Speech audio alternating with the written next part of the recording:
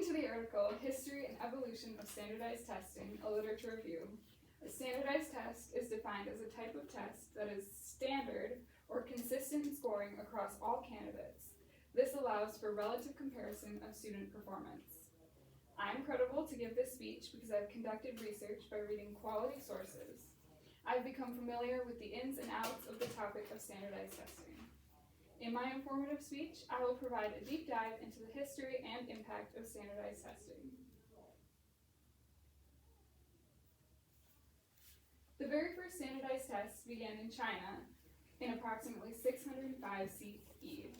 According to the article, History and Evolution of Standardized Testing, a Literature Review, citizens who wanted government jobs were required to fill out these examinations in order to determine their knowledge regarding philosophy and poetry. From there, the first tests that were seen in the US were introduced by Horace Mann for Boston's public schools. He also introduced the idea of oral testing during the same period. The article, Testing and Social Stratification in American Education, says that in the 1890s, the president of Harvard University attempted to use ability grouping in order to remove any applicant to the university that did not meet the testing requirements. This was done with the intention of making college instruction more efficient. And then, at the start of the 20th century, in 1905, Alfred Binet, a French psychologist, developed the IQ test. In reference to Binet, authors Dr. Saida Kaukab and Saida Merounissa state he may be considered the pioneer of the modern standardized testing concept.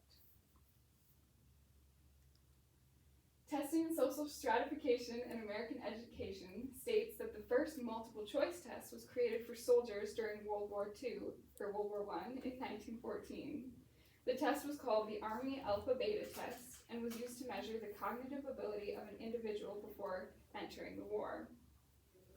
Next, the article History and Evolution of Standardized Testing, a Literature Review, explains that in 1926, one of today's two largest standardized tests entered the equation.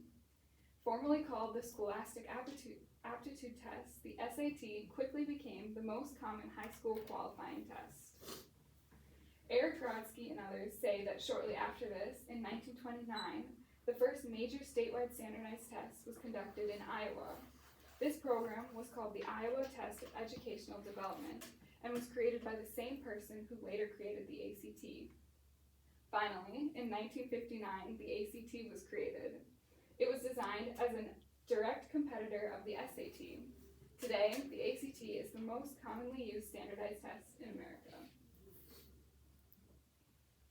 The two most widely known standardized tests are, of course, the SAT and ACT.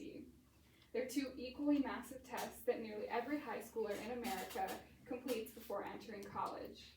They are used primarily as a basis for college admissions, and through the years, both of these tests have undergone multiple revisions to become the tests we know and love today.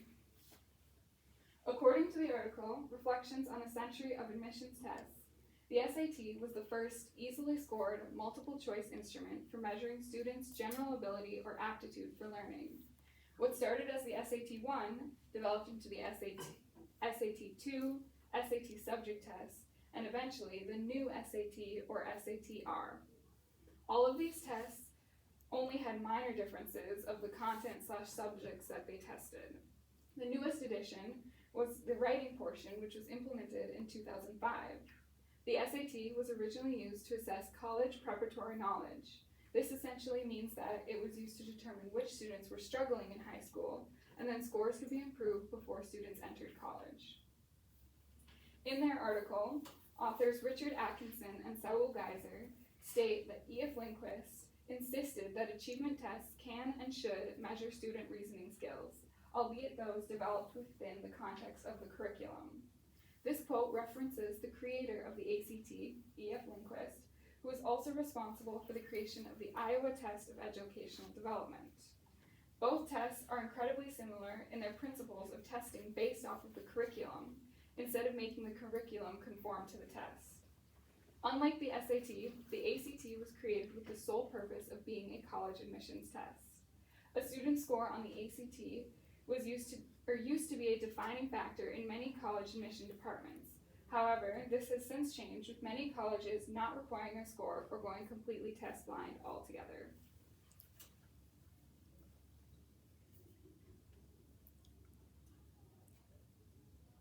The No Child Left Behind Act was created in 2001 under the presidency of George W. Bush. In her article, No Child Left Behind, Susan Sclafani describes the main purpose and goals of No Child Left Behind, or NCLB. NCLB's first goal was that of accountability. Sclafani's quote describes this perfectly. Assessment is critical to making schools accountable and to identifying practices that make schools and teachers successful. The act aimed to hold teachers, schools, and states accountable for their performances based on student test scores. Sclafani also states that assessment can be a wonderful tool for principals and teachers to determine what professional development they need. The second goal was to return the control of standards to individual states.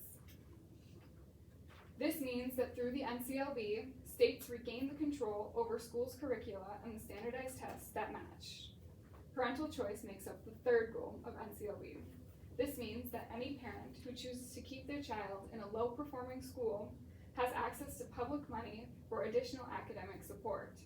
On the flip side, it also means that students have the right to choose to transfer out of a low-performing school. Finally, and possibly most importantly, the fourth goal was to encourage further research on the topic. This research will be used to help teachers, schools, and states adjust and improve their curriculum. In her article, No Child Left Behind, Susan Sclafani believes that assessment is a key component of the President's plan to ensure that all students receive an adequate education. These assessments act as the necessary research. Now, in 2024, there have been several drastic changes within the usage of standardized testing. In her article, Standardized Testing in College Admissions, Observations and Reflections, Lee Kai explains, not a day goes by without news about another college or university dropping the standardized testing requirement for social or political reasons beyond the pandemic. Colleges all across the country since the pandemic, it forced them to close testing centers, and they have opted to go, as previously mentioned, completely test blind. This means that even if a student were to submit an ACT score, the college would not consider it at all during the admissions process. As Kai stated, COVID has not been the only reason that standardized test requirements are being gradually dropped. Questions regarding the equity of standardized tests have been raised, with many people wondering whether or not standardized tests are actually beneficial to the education system. In the paper, The Role and Importance of Standardized Testing in the World of Teaching and Training, author Richard Phelps defends the importance of standardized testing with the statement, used validly and reliably, standardized tests provide decision makers useful information that no other evaluation method can provide. At the very end of her article, Kai voices her opinion on what the future holds for these tests. This is an opportunity for the educational measurement community to take a critical look at current practices, to contribute to the intellectual leadership on fairness and access in educational assessments, and to put the educational opportunities of students ahead of other considerations. Now that you've listened to my informative speech, I hope I have provided you with a quality deep dive into the history and impact of standardized tests. I will leave you with a quote by Michelle Obama on the topic of standardized tests. If my future were determined just by my performance on a standardized test, I wouldn't be here. I guarantee you that. No matter what score you receive on a standardized test, just know it will never define you. Thank you for listening.